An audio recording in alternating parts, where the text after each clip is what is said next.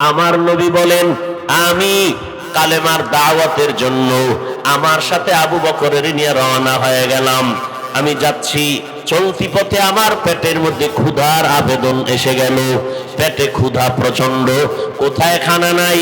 হঠাৎ নজর করে দেখলাম পাহাড়ের পাশে একটা খোলা ময়দানে বকরির একটা পাল, রাখাল বকরি নিয়ে দাঁড়াই আছে। ওই বকরিগুলো ওখানে তিনি দেখতেছে। আমি মুহাম্মদ ওই রাখালের ডাকলাম, রাখালও বলতেছে। হঠাৎ দেখলাম আব্দুল্লাহর সন্তান আমারে ডাকলেন। আমি দৌড়াইয়া এসে দাঁড়ায় গেলাম, কারণ মুহাম্মদ এত নামি দামি মানুষ, যে মানুষটারে দেখলে কলিজা ঠান্ডা হয়। নবীর চেহারার দিকে নজর করলে 7 দিনের ক্ষুধা পর্যন্ত নিবারণ হয়। কেমন মায়ার নবী! রাখাল বলে, যখন আমি দাঁড়ায় গেলাম, মদিনার নবী আব্দুল্লাহর সন্তান বলে, আমাদের পেটে ক্ষুধা, একটা দুধের বকরি দাও। রাখাল বলে, আমি বললাম এই বকরি আমি দেখাশোনা করি, তবে এর মালিক আমি না। মালিকের অনুমতি ছাড়া একটা বকরিও দিতে পারবো না দুধের জন্য। হঠাৎ করে দেখলাম আব্দুল্লাহর সন্তান দাঁড়ায় কি যেন ভাবলো, আমাকে আবার বলল, রাখাল ভাই, এমন একটা বকরি দাও যেই বকরিটায় দুধ দিবে দূরের কথা, মরণের আগে দুধ দেওয়ার কোনো সিস্টেমই নাই। এমন একটা বকরি দাও। এ কথা শোনা মাত্র আমি একটা পালের থেকে বকরি এনে দাঁড় করায় দিলাম। বকরিটার উপরে আব্দুল্লাহর সন্তান হাতটা রাখিয়া ঠোঁট মোবারক নাড়ায় যেন কি বলল। নজর করে দেখি যেই বকরি জীবনে দুধ দিবে না, মরণের আগে দুধ দেওয়ার কোনো কোর্সেন নাই, ওই বকরিটা ওলান সহ দুধে ভরপুর হয়ে গেল। আল্লাহর নবী ওই দুধ নিজের হাতে দহন করলেন। আবু বকর পান করলেন, নবীও পান করলেন। এরপরে রাখাল বলে, আমাকেও পান করালেন। এবার নবী আবার হাতটা রাখিয়া বকরির উপরে কি যেন ঠোঁট মোবারক নাড়ায় পড়লেন। বকরিটা আগের মতো হয়ে গেল। নবী বলেন, ও রাখাল ভাই, তোমার বকরি তোমার পালের মধ্যে পৌঁছে দাও। আমি পালের মধ্যে দিয়া এমন জোরে একটা দৌড় দিলাম, রাহমাতুল লিল আলামিনের সামনে দাঁড়ায় বললাম, আপনারে অনেক মানুষ খারাপ কয়, আসলে তো আপনি খারাপ হতে পারেন না। আপনি আমাকে দয়া করে কালেমা পড়ে মুসলমান বানায় দেন।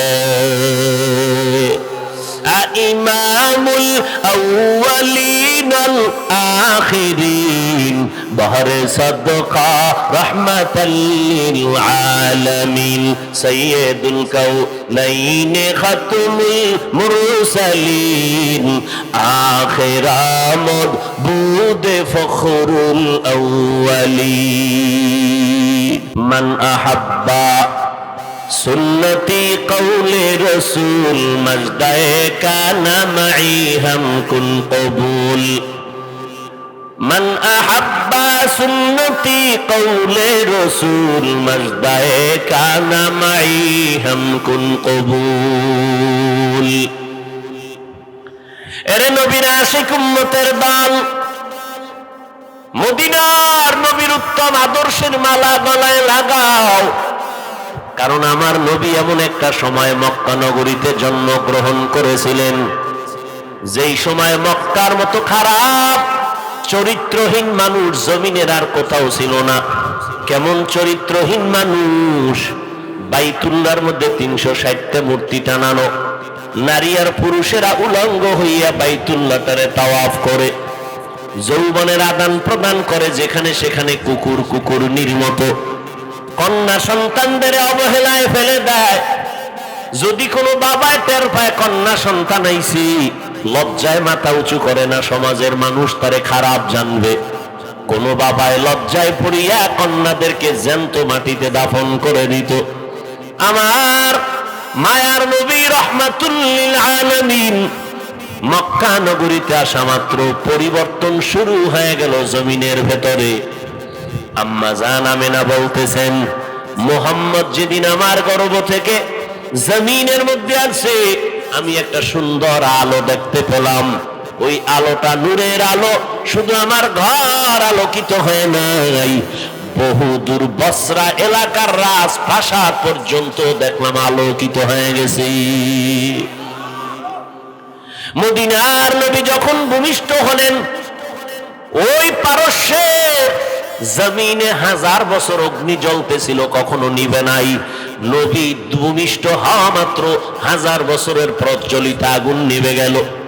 আমার মায়ার নবী এমন এক আদর্শের নবী, বেতের বাড়ি লাগে নাই, গালি দেওয়া লাগে নাই, চোখ গরম করা লাগে নাই। আমার নবী রাস্তা দিয়ে হাঁটতেন, এগুলো দেখে দেখে বেঈমানেরা কালেমা পড়ে আস্তে আস্তে মুসলমান হতে থাকলো। যে একবার নজর দেয় তার জমিনের কোনো খেয়াল থাকে না, খালি মোহাব্বতের নজরে পাগল হয়ে যায়। কই বাড়ি, কই ঘর, কইখানা, নবীর চেহারা দিয়ে তাকাইলে শুধু দেখতেই মনে চায়। মায়ার নবী, এত মোহাব্বতের নবী, বেঈমানেরা তাকায় দেখে এমন একটা মানুষকে রাস্তা দিয়ে যখন হেঁটে যায় মেঘের খণ্ড ছায়া দিতেছে, নবী যেদিকে যায় মেঘের খণ্ড সেদিকে যায়। রাস্তার দুপাশের গাছ নত হয়ে মুহাম্মদের সালাম দেয়। নবীর কদমটা যেখানে পড়ে ওই জায়গা থেকে দীর্ঘদিন মিশকের ঘেরান পাওয়া যায়। আমার নবীর ঘাম থেকে মিশকের ঘেরান, আমার নবীর কদম থেকে মিশকের ঘেরান পাওয়া যায়।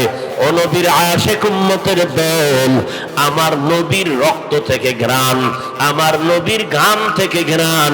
আম্মা জানায়েশা বলেন, নবীজির ঘাম বোতলের মধ্যে ভরে রাখতাম, বড় বড় অনুষ্ঠানে আমরা এগুলো আতর হিসেবে ব্যবহার করতাম।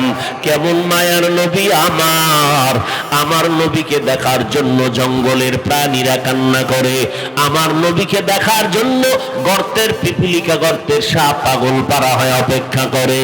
মায়ার নবীর আদর্শ কেমন উত্তম আদর্শ! দুনিয়াতে কত আদর্শের গান শুনলাম, আব্রাহাম লিঙ্কনের আদর্শ, মাও সেতুনের আদর্শ, লেনিনের আদর্শ, কার্ল মার্ক্সের আদর্শ। আল্লাহর কসম একবার, আল্লাহর কসম দুইবার, আল্লাহর কসম তিনবার, দুনিয়াতে যত মানুষের আদর্শ আছে খোদার কসম সব আদর্শগুলো নাপাক, একমাত্র আমার মদিনাওয়ালা নবীর আদর্শই হলো পাক। কেমন পাক আমার নবীর আদর্শ! আমার নবীর আদর্শ গ্রহণ করেছে 10 বছরের সন্তান হযরত আলী। নবীর হাতে কালেমা পড়েছে 10 বছর বয়সে হযরত আলী। মদিনার নবীর হাতে কালেমা পড়ে আবু বকর এতটা ধন্য হয়ে গেলেন, এক পর্যায়ে আমার আল্লাহ ওহী নাজিল করে বলে, নবী এই এই এই এই এই এতজন সাহাবার নামে আমি আল্লাহ দুনিয়াতে মৃত্যুর আগেই জান্নাতের সার্টিফিকেট দিয়ে দিলাম।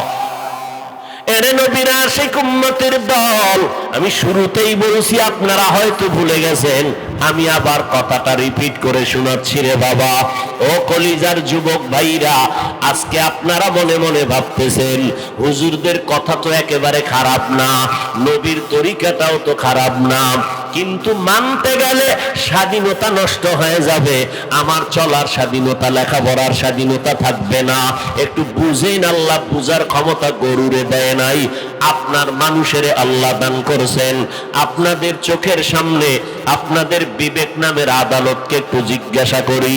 ও যুবক ভাইয়েরা আমার, শিক্ষিত মুসলমানেরা, পর্দার আড়ালের আম্মা জানেরা, একটু বলেন, আমরা যারা নবীর তরিকা মেনে চলতেছি, বলেন আমরা আপনাদের যারা নবীর তরিকা মানেন না, আপনারা আমাদের থেকে কত পয়েন্ট সম্মানে বেশি আছেন, আমরা কত পয়েন্ট ডাউনে আছি?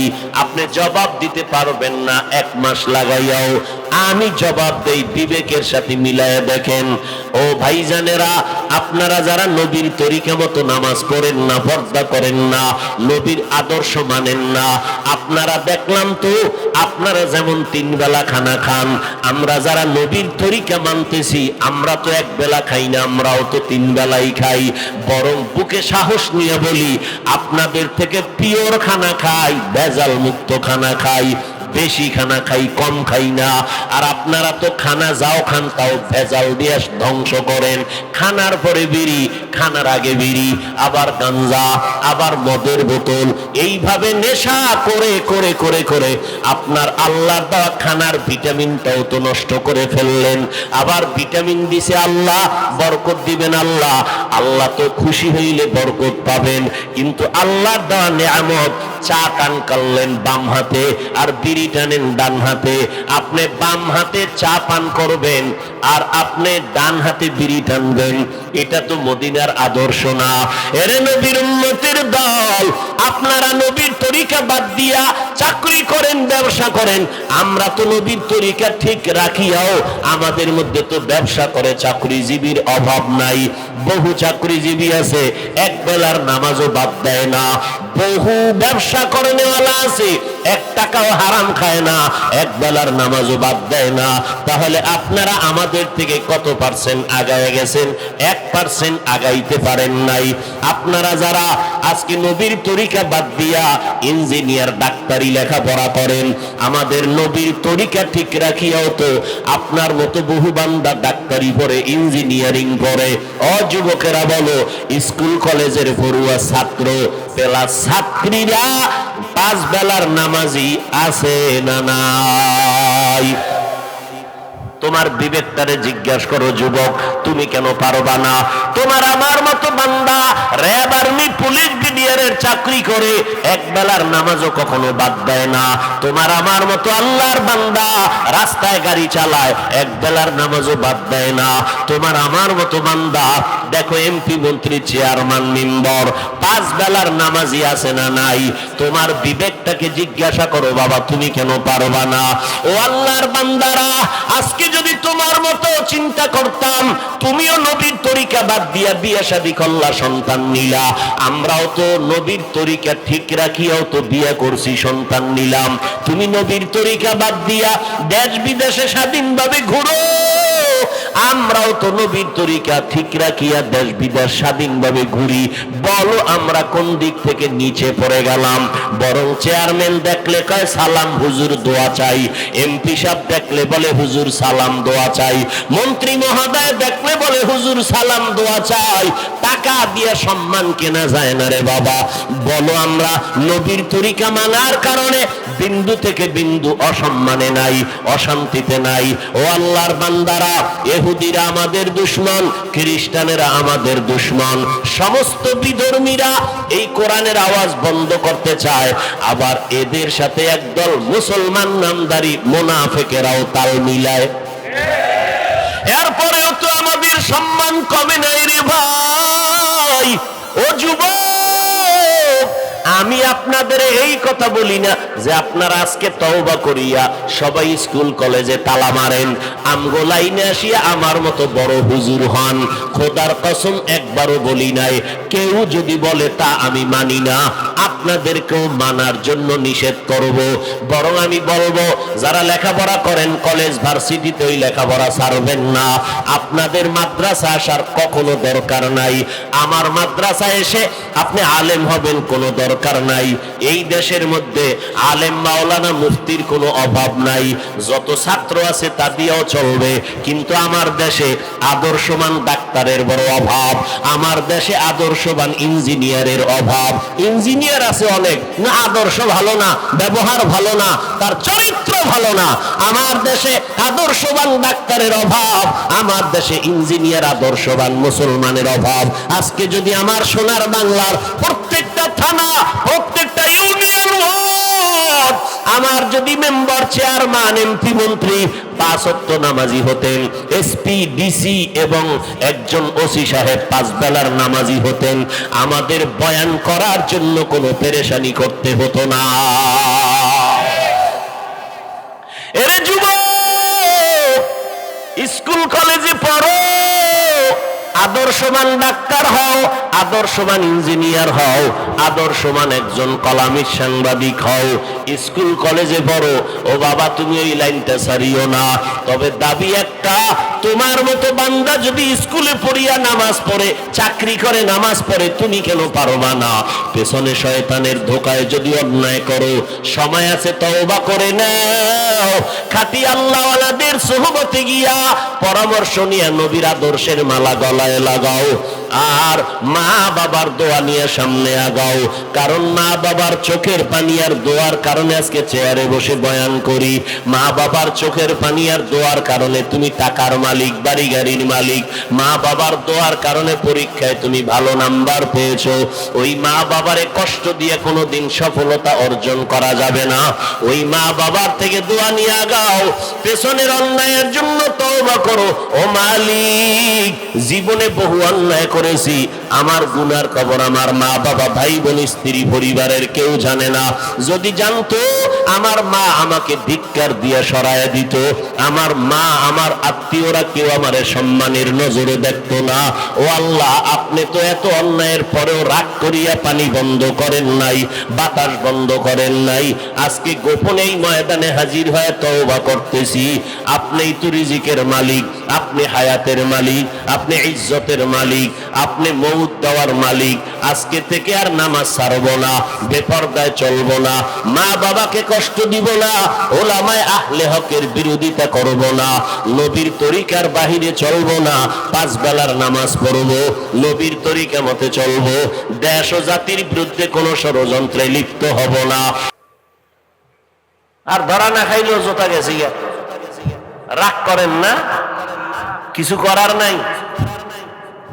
এটি ঔষধ, কলবের ঔষধ। এটি দেহের ঔষধ না, এটি কলবের ঔষধ।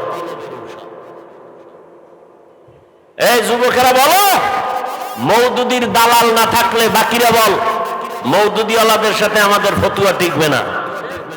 বাকি যারা তারা বলো, আমার চেহারা তোমার বোন, তোমার মা দেখা হালাল না হারাম? তুমি ছবি তুলো কেন? বলো, তুমি ছবি তুলো কেন? আমি গ্রামে শুনছি, বুদ্ধি থাকলে বলে ঘর জামাই থাকতে হয় না। তা আপনাকে বুদ্ধিও নাই, যা বুঝলাম। বুদ্ধি যদি থাকতো তো চিন্তা করতেন, ওয়াজে আসছি, আলেমদের চেহারা দেখলে বরকত, এখানে একটা জান্নাতের বাগান। কেমন বাগান? যে বসার সাথে সাথে গুনাহ মাফ। এরপর চিন্তা করতেন, হুজুরের বয়ানটা আমার দরকার। তো চিন্তা করতেন, ঠিক আছে, আমগো কষ্টের কামটা মিডিয়াওয়ালারা করতেছে, তা আমরা চুপচাপ হুজুরের বয়ানটা শুনি। যদি প্রয়োজন হয় তাহলে কালকে মিডিয়ার থেকে ডাউনলোড করে নিলাম। আমনে মোবাইল নিয়ে চালাকি করে না ছবি ভালো উঠবে না রেকর্ড ভালো হবে। এরপরও কেন দেখাই একটু, মানুষের একটা মোবাইল কিনছি, দেখ। জিনেরা আবার চারিদিক দিয়ে খুঁজতেছে, হ্যাঁ এটা নিলে 3 দিনের বাজার হবে, রেডি থাক, মোনাজাতটা হওয়ার পর নিয়ে যাবো। বাস, মোনাজাতের পরে আমও গেল, সালা। রেকর্ড যা করছিল, বয়ানও নাই, মোবাইলও নাই, কান্নাকাটি হুজুর কি নাই, কি নাই, নাই কি খাওয়ার আর হুশ নাই। হাসে হাসে, মনে হয় যেন মস্কারি করতেছে।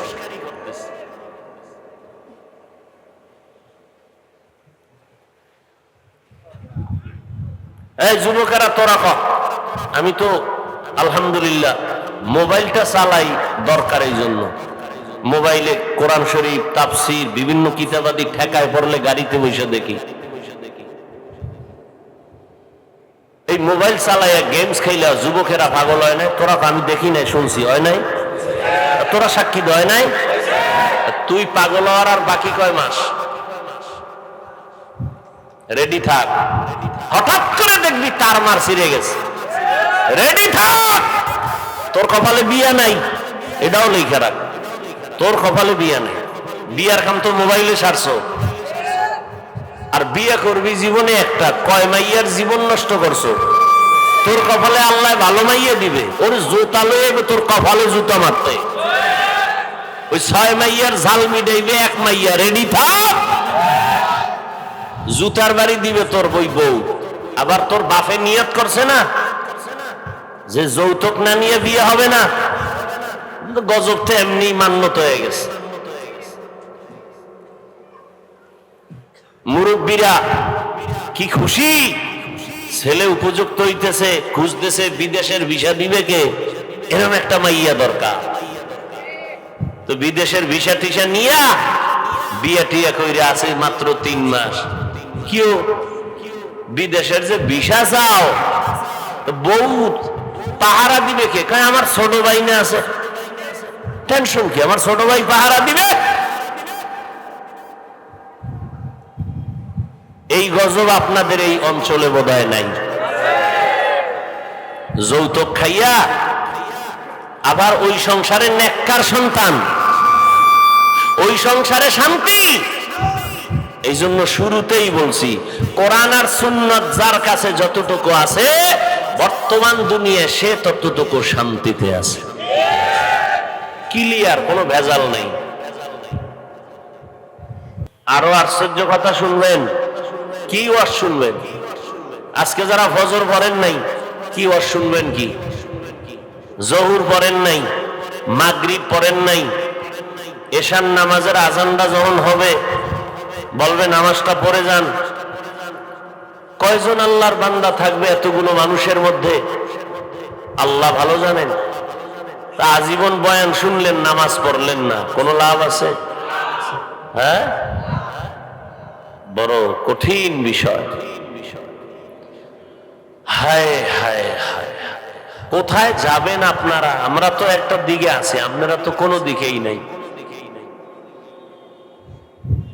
এই জন্য আমি কি বলি জানেন, আমেরিকা খ্রিস্টানদের দেশ, কোনো না কোনো দিন খুব দ্রুত ইসলাম কায়েম হবে। রাশিয়ায় হবে ইনশাআল্লাহ।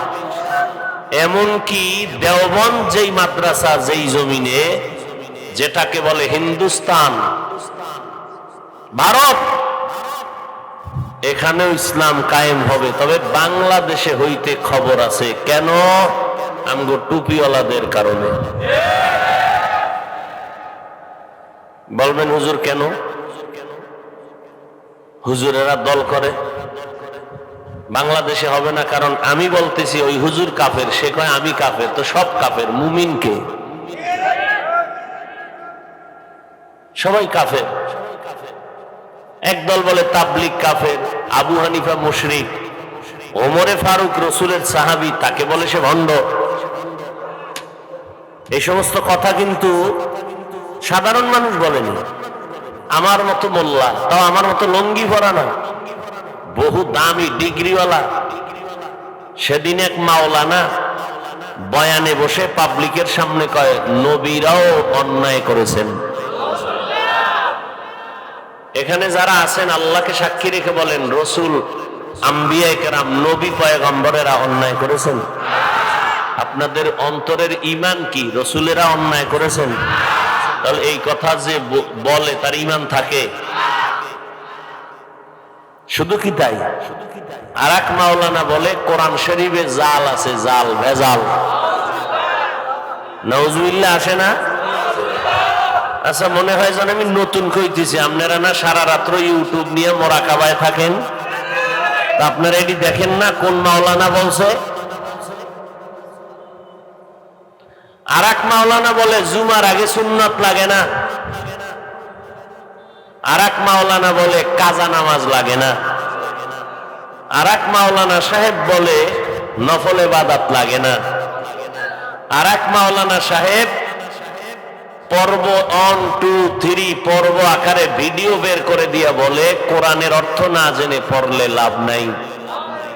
এই যতটা গুনাগুনের কথা এতক্ষণ শুনাইলাম, এই জাতের সব আলেমরা বাতিল। এই সমস্ত আলেমরা কি? জোরে ক। এবার দলিল নিবি তো, এই দলিল দরকার, নে দলিল।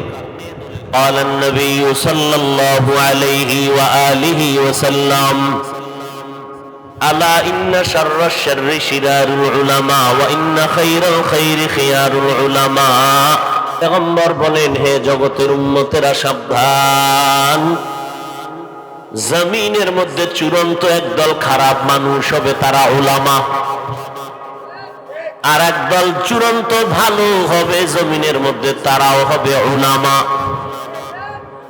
উলামায়ে কেরাম মাথার তাজ হবে, দিলের মধ্যে মেনে নিলাম। কিন্তু উলামাদেরকে নবী চূড়ান্ত খারাপ কেন বললেন, এটা তো বুঝে আসে না। 5 সেকেন্ডে তার জবাব। ভালো করে খেয়াল করেন, আজ এই স্টেজের মধ্যে কোনো মানুষ নাই, প্যান্ডেল ভরা মানুষ, স্টেজের সামনে 13 জন মানুষ প্যান্ট শার্ট টাই লাগাইয়া, 13 জনের সামনে মাউথ থাকবে, মাথার মধ্যে কোরআন নিয়া 13 জনে 13 বার কসম করলো।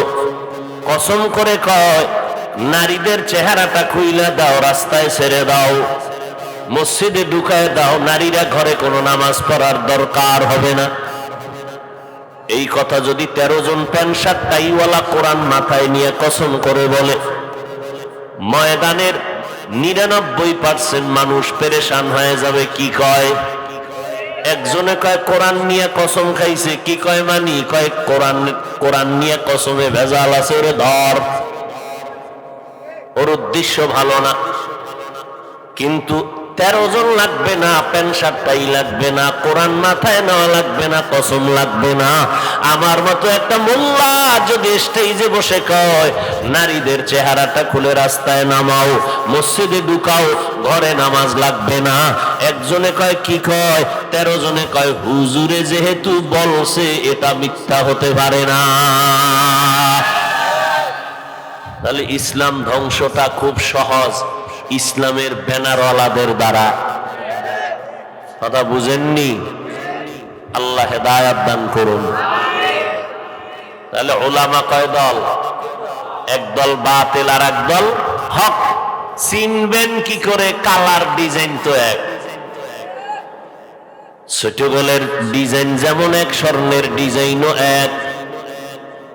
সিটি গোলার স্বর্ণের ডিজাইন এক, কালার এক, কিন্তু মান আসমান জমিনের ব্যবধান। ঠিক এই জমিনে যারা উলামায়ে আহলে হক, এদেরও যেই কালার, যেই ডিজাইন, বাতিলেরও একই কালার। চিনবেন কি করে? বলে যদিও উপর দিয়ে ডিজাইন এক দেখা যায়, কিন্তু হক আর বাতিল কখনো এক হতে পারে না। ভেতরে বড় খারাপ, কেমন করে চিনবা? চিনার জন্য কষ্টি পাথর হাতে নাও। কষ্টি পাথরের নাম হলো কোরআন আর রাসূলের সুন্নাত। শুধু আমি ব্যক্তিকে দেখলে হবে না, আমি মানুষের স্বাগতম পাওয়ার জন্য, মারহাবার জন্য আমি টুপিদারি ঠিক রাখিয়া বক্তা সেজে চেয়ারে বসছি, কিন্তু আমি আসল না নকল প্রমাণ হবে আমার ফ্যামিলি, মাইয়া বলা সন্তান, পরিবার। আমার সন্তান নবীর তরিকায় চলেনি, আমি মানুষের যে বয়ান করি আমি তা আমল করিনি। দ্বিতীয় কথা, যেই উলামায়ে কেরামের বয়ানে মানুষের আমল বাড়ে, চোখের পানি আসে, দিলটা নরম হয়, তারা আহলে হক। কারণ আমলওয়ালা ব্যক্তি ছাড়া কারো বয়ানে মানুষের দিল নরম হয় না, চোখে পানি আসে না। এই জন্য দেখবেন যারা কান্নাকাটির বয়ান করে, যারা কাঁদে না, তারা তাদের বিরোধিতা করে। বলে এত কাঁদো কেন?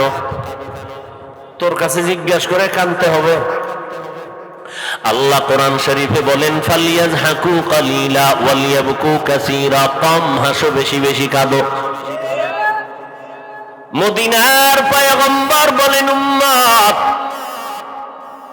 ইবকু ফাইল্লাম তাবকু ফাতাবাকু। কান্না করো, যদি কান্না না আসে কান্নার বাহানা করো, তাতেও সওয়াব হবে। অতএব কান্না কাটির যারা বিরোধিতা করে, আরবিতে একটা প্রবাদ আছে, আল ইনসান আযাউন লিমা জাহিলু।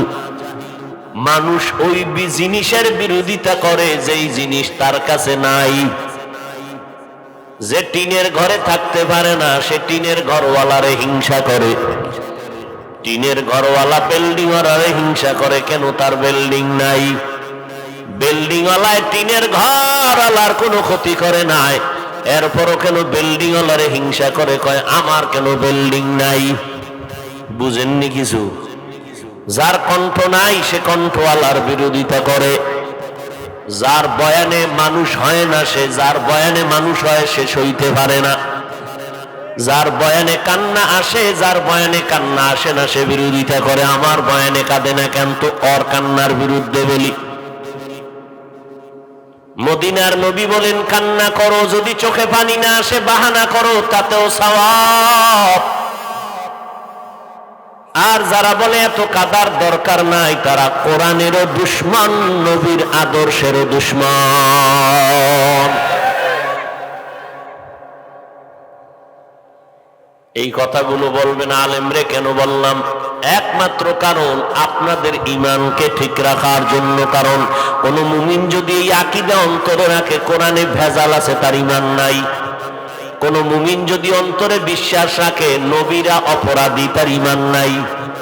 অতএব এই সমস্ত কথা উম্মতের বলিয়া ঈমানটা তাজা রাখতে হবে, আর ভণ্ডদের মুখোশ উম্মতের সামনে মোচন করে দিতে হবে। আর এটা যদি গীবতের পর্যায়ে যায়, এই গীবত করা সওয়াব ওয়াজিব। দলিল ওয়াইলুল লিকুল্লি হুমাযাতিল লুমাযা। এই সূরাটার তাফসীর যদি পড়েন বাংলায় দেখবেন গীবত করা হারাম, 4 কারণে গীবত করা ওয়াজিব, না করলে গুনাহ হবে। কয় কারণে? এর মধ্যে একটা কারণ, যারা ইসলামের নাম নিয়ে ধান্দাবাজি করে এদের নাম ঠিকানা সহ উম্মতের পরিচয় করাও, উম্মতেরা ওদের ধোকায় যেন না পড়ে। আল্লাহ হেদায়েত দান করেন। ভাইরা আমার, একজনে দাঁড়াইয়া প্রস্রাব করতেছে, আর এক মোল্লায় ফতুয়া দিছে সমস্যা নেই। কেন? হাদিসে আছে, বাস ফতুয়া দিয়ে দিছে। বয়ান করা, ওয়াজ করা আর ফতোয়া দেওয়া আসমান জমিন যতটুকু পার্থক্য, এতটুকু পার্থক্য। বক্তার কাজ ফতোয়া দেওয়া না। ফতোয়া দেওয়া বড় কঠিন জিনিস। এই জন্য যত বক্তারা স্টেজে বয়া পাবলিকের সামনে একটু একটু ফতুয়া দেয়, এগো কথায় ভেজাল বাড়ছে। এই দেশে সমাধান হয় না, খালি ভেজালই বাড়ছে। কত হাজার প্রমাণ লাগবে? এটা হইল ওয়াজের প্যান্ডেল। এখানে কত মানুষ আছে আরবি বুঝে না, বাংলা বুঝে না, দক্ষিণ বুঝে না, পশ্চিম বুঝে না, আলিফ বাতা বুঝে না, কালেমা বুঝে না। এমনি ফতুয়া দেওয়ার জায়গা। ফতুয়া দেওয়ার জন্য মুফতি সাহেবরা বসে আছেন, কাগজ কলম নিয়ে মাদ্রাসায় যান। এখন তো আর মাদ্রাসার অভাব নাই, এলাকায় এলাকায় মাদ্রাসা। মুফতি সাহেব আছে, তাদেরকে ফতুয়া চান, তারা ফতুয়া দিবে, কিতাবের পৃষ্ঠা নাম্বার সহ লিখে দিবে, তাহকিক করে, যাচাই বাছাই করে।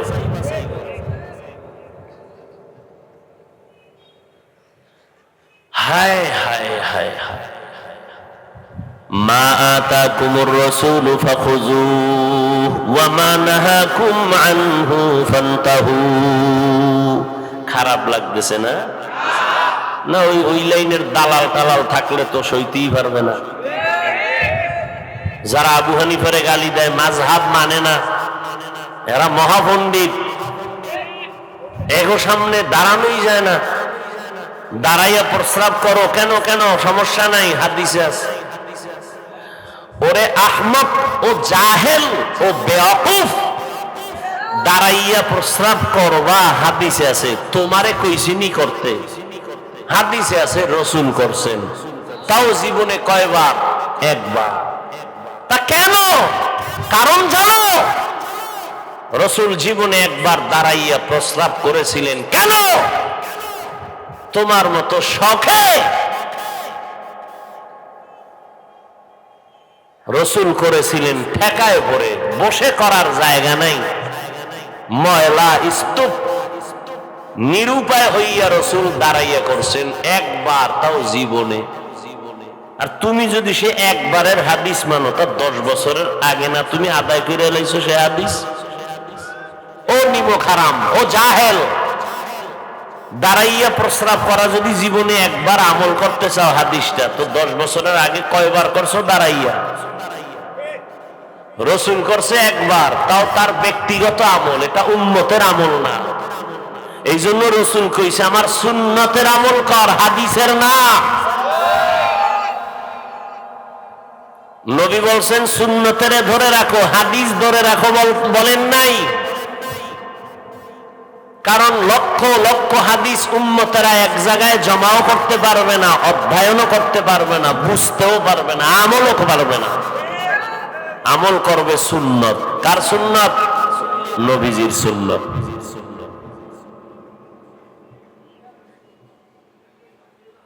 পয়গম্বর বলেন দুইটা জিনিস ধরে রাখ, এক নম্বরে কোরআনুল কারীম, দুই নম্বরে রাসূলের সুন্নতের আমলটারে ধরে রাখো।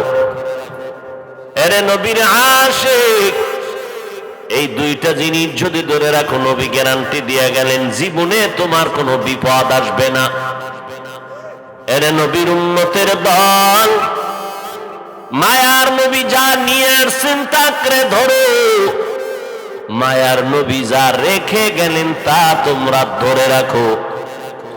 মায়ার নবী নিয়ে আসছেন উত্তম আদর্শ, মায়ার নবী রেখে গেছেন দুইটা জিনিস, এক নম্বরে কোরআন, দুই নম্বরে কি দেখছেন নি?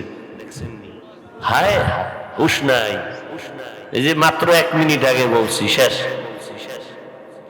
এই মোবাইলের চিন্তায় থাকলে এগো কানেও বয়ান ঢুকবে না, কলবেও ঢুকবে না। এরা হতভাগাদের সিরিয়ালের একজন, যারা এই গজবের মোবাইলের পর্দায় নিজেরে আটকায় দিছে। একদিকে তারা জালেম, নিজের উপরে জুলুম করে, জুলুম। শরীর কয় ঘুমা, এখানে আমি মোবাইল দেখে নেই। শরীরে চায় এখন খানা, না শরীর নষ্ট হবে বলে খানা পরে, আগে মোবাইল। এই মোবাইলের কারণে আজ চোখের পাওয়ার নাই, কানের পাওয়ার নাই, হার্ট দুর্বল, ব্রেন দুর্বল। এই মোবাইলের কারণে হাত না পাক, চোখ না পাক, জিহ্বা না পাক, আমার অন্তর না পাক, আমার পা না পাক। এই মোবাইলের গুনাহের কারণে আজ সন্তানেরা মা বাবার হক আদায় করে না, মা বাবা সন্তানের হক আদায় করে না। এই মোবাইলের কারণে আজ স্ত্রী স্বামীর হক আদায় করে না, স্বামী স্ত্রীর হক আদায় করে না।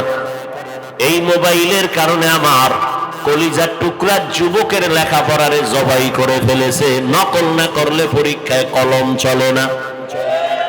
যারা নকল করে পাশ করে এরা 1 নাম্বার না 2 নাম্বার? 2 নাম্বার হইয়া চাকরি নিলে 1 নাম্বারই করবে না 2 নাম্বারই করবে? এই বুঝালো। আর কেমন 2 নাম্বারই তা জানুনি? যেই বিদ্যা শিক্ষা শিক্ষিত হইল, ওই কপাল পোড়া গাদ্দার ওই বিদ্যার পৃষ্ঠা সিরিয়া জুতার তলে ঢুকাইল। এই বিদ্যায় ওরে জুতার বাড়ি না দিয়া মরণ দিবে না। ও নির্লজ্জ! আমরা মাদ্রাসায় পড়ছি আজীবন, কিন্তু ইংরেজি বাংলা একটা কাগজ পাইলো সম্মান করে ওটার উঠাইয়া একটা ভালো জায়গায় রাখি। আর তুই বেঈমান, সেই বিদ্যার পৃষ্ঠা ছিঁড়ে ছিঁড়ে জুতায় ঢুকাও পরীক্ষায় পাশ করার জন্য। তোর জুতা কপালে না লাগা পর্যন্ত মরণ হবে না যদি তওবা না করো।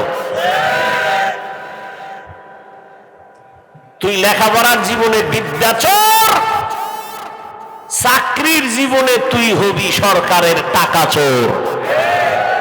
চুরির অভ্যাস শুরু হয়ে গেছে। বিদ্যার মতো জিনিস যারা চুরি করে এর থেকে নিকৃষ্ট চোর আর কে হতে পারে? লেখাপড়া নাই, গজবের মোবাইল লেখাপড়াকে ধ্বংস করে ফেলেছে।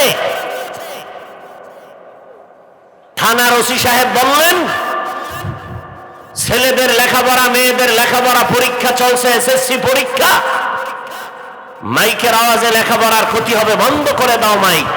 বললাম সব মাইক বন্ধ, শুধু বক্সে মাঠের মানুষ বয়ান শুনবে। ওসি সাহেবকে যদি প্রশ্ন করি,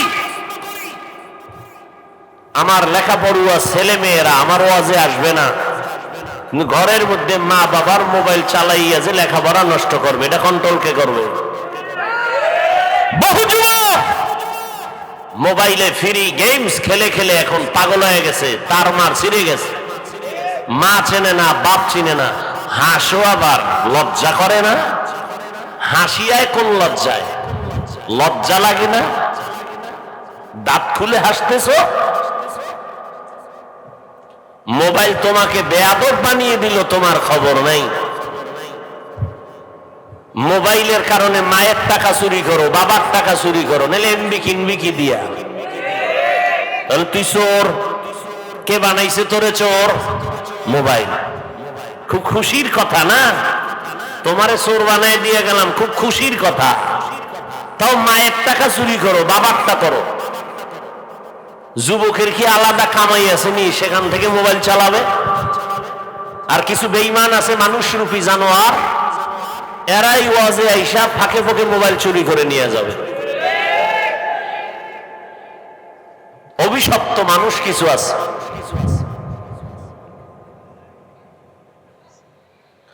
আহা, কোথায় গেল লেখাপড়া? কোথায় গেল আদব আখলাক? একটা অপরিচিত মানুষ আপনাদের এলাকায় আসছি মেহমান ওয়াজ করতে।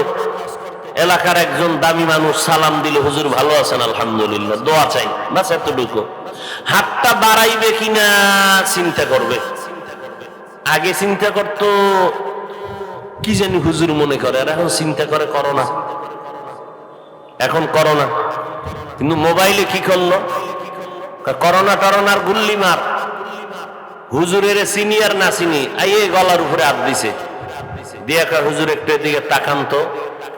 কেন ওদিকে কি বলে? এখানে আমার আব্বার মান্নত করা গজব, একটা ছবি তুলতে হবে। আব্বাই মান্নত করছে যে এই গজব লয়ে মরা লাগবে। তাহলে একটা মানুষ আমার গলায় হাত দেওয়া স্বাভাবিক বিবেকে বলেন এটা আদব না বেয়াদবি? এই বেয়াদব বানাইছে কে? মোবাইল। ছবি তুললেন কেন? কয় হুজুর এমনি এমনি ছবি তোলা হারাম, কবিরা গুনাহ। আমার আম্মায় কইতো যারে কথায় ধরে না ওরে জারুর বাড়িতেও ধরে না। এই যারা ছবি তুলতেছে অনর্থক কোন কাজ, এমনি অজের প্যান্ডেলে বইয়াও কবিরা গুনাহ করতেছেন, এই তো কামাই করলেন আর কি। খিলখিল করে হেসে হেসে বাড়ি যাবেন, কিছু কবিরা গুনাহ করে আসছি হুজুর, কিছু কবিরা গুনাহ নিয়ে আসছি ওয়াজে গিয়া। যেমন জুমায় গেলে দেখেন না, ইমাম সাহেবের আগেও নামাজ নাই, পরেও নাই, সালাম ফিরে দৌড়, বাসায় গিয়া দেখে আর একজনের জোতা নিয়ে হাজির। ধরা খাইলে কয় টেস্ট করলাম। বাঙালি না, চালাক তো।